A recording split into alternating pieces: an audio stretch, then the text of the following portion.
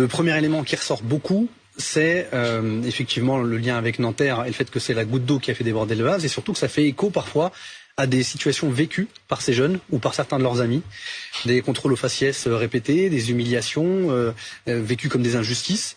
Souvent ils font d'ailleurs la part des choses entre les policiers. Moi j'ai entendu des jeunes me dire c'est pas contre tous les policiers qu'on en a, c'est contre des gens qu'on connaît très bien, dont on connaît les identités, mais il y a un sentiment d'impunité et ils décrivent des comportements déviants. Ça m'a frappé parce que ce sont souvent de la violence, du racisme. C'est ça qu'ils évoquent. Ces propos racistes, effectivement, qu'ils peuvent entendre.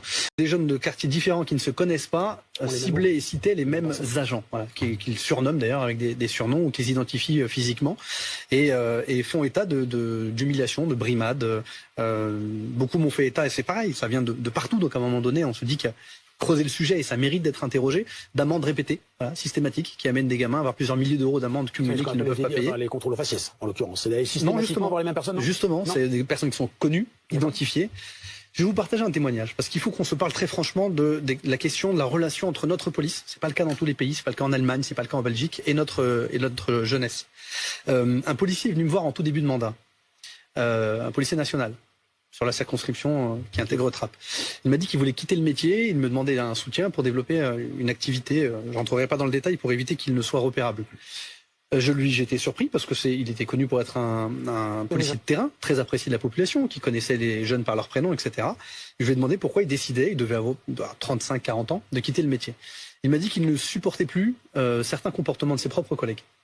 Et l'amalgame qui pourrait être fait Non, par exemple, lui ne contrôle pas les jeunes qu'il connaît par cœur, par leur nom, leur prénom, leur adresse, parce qu'il les connaît.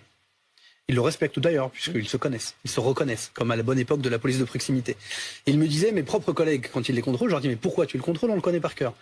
Et il subissait des injures, on se moquait de lui, il passait pour le faible de la brigade. De la part de ses collègues. De la part de ses propres collègues. Je précise pour comprendre. Donc il a décidé de quitter la police nationale. Je ne pense pas que c'est le cas de toute la police nationale, mais il y a un phénomène qui doit nous préoccuper, c'est la capacité de cette institution à être contrôlée par une autorité indépendante, pas par une inspection générale sous l'autorité du ministre de l'Intérieur, Gérald Darmanin.